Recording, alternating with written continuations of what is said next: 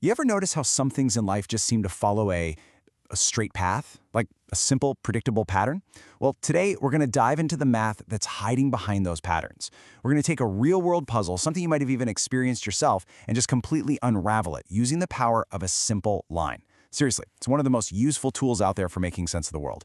So let's get right into it. All right, so let's kick things off with a puzzle. Have you ever been way up high in the mountains and noticed it takes forever to boil an egg or cook some pasta? Yeah, it's not just you, I promise. There's a real scientific reason for it, and, well, it just so happens to be a perfect example of what we call a linear relationship. Okay, here's where things get concrete. At sea level, we're talking 0 feet of altitude. Water boils at 212 degrees Fahrenheit. But go up just 1,100 feet, and that boiling point drops to 210. You see that? As one thing changes, the altitude, another thing, the temperature, changes right along with it in a super predictable way. This right here, this is our anchor problem. So the big question is, how do we turn this little observation into a tool that can actually make predictions? Well, to do that, we need to learn the language of lines. Think of this next part as our toolkit, the stuff we need to turn that real-world data into a seriously powerful equation. First thing in our toolkit, the slope. The easiest way to think about this is like the steepness of a hill. It tells us exactly how much one thing changes when another thing changes. So, a positive slope, you're going uphill. A negative slope, kind of like in our boiling water problem, means you're headed downhill. It's literally the engine of our equation. It's what defines that rate of change. Okay, next up, the y-intercept. So if the slope is the steepness, the y-intercept is basically the starting line. It's the value of y right when x is 0. For our boiling point problem, this is super simple. It's just the temperature at sea level. That's our baseline, our starting point. And here's how we put it all together. This little guy, y equals mx plus b, this is our master formula. It's the simple, beautiful rule that lets us combine the steepness, our m, and the starting point, our b, to perfectly describe any straight line you can imagine. Okay, so we've got the concepts down, right? But what do you do when you're not just handed all the pieces? How do you actually build the equation from scratch? Let's get into the practical side of things. Turns out it's a simple 3-step process. First, we've got to find the slope using whatever data we have. Second, we use a specific point on the line to kind of anchor our equation. And then finally, we just put it all together and build our model. Simple as that. Now here's a common situation. What if you know the slope and you have a point, but you don't know the y-intercept? Well, there's an amazing shortcut for that. It's called the point-slope formula.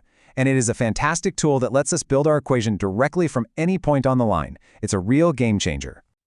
All right, we've got our language, we've got our tools. It's time to circle back to our original puzzle.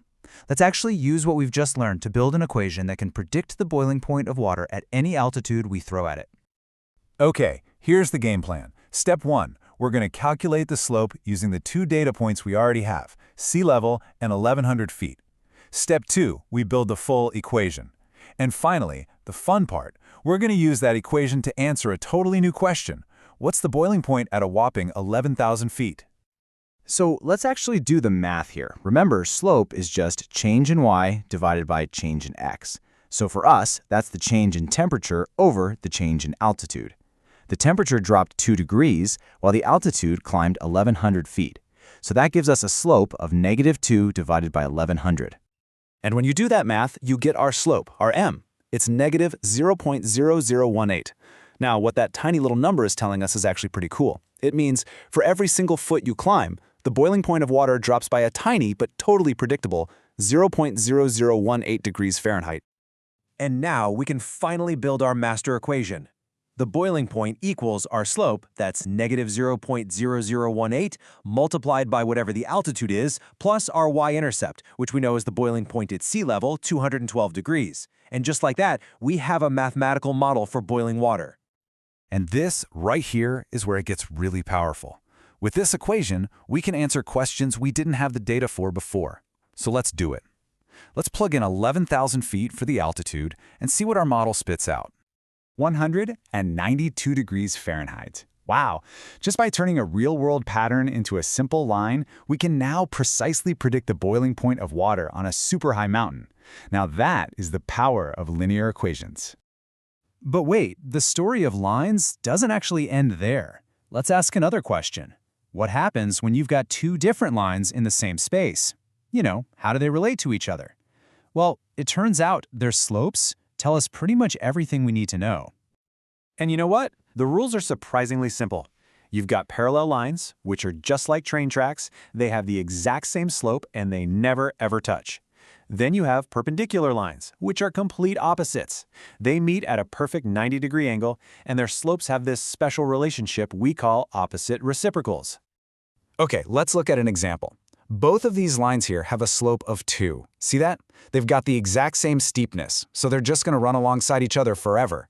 The only thing that's different is their y-intercept, their starting point. One kicks off at +1, the other starts way down at -3. And for perpendicular lines, it's just as simple. Check it out. The slope of the first line is 2/3. To get the slope of a line that's perpendicular, all you do is you flip the fraction so it becomes 3/2, and you change the sign. So a positive 2/3 becomes a negative 3/2. That's it. It's a really simple, kind of elegant rule for creating a perfect right angle every time. So, you see, this is not just abstract math. Whether you're in a kitchen on a mountain predicting how temperature changes, or you're an architect designing the frame of a building with perpendicular beams, linear equations are the language we use. They help us describe and, engineer the predictable straight-line patterns that literally shape our world. And that kind of leaves us with one final thought. I want you to think about your own life. What about the connection between, say, the hours you study and your test scores, or maybe the rate at which your phone battery drains every hour? What's a straight-line relationship in your world that you think you could now describe with an equation? Something to think about.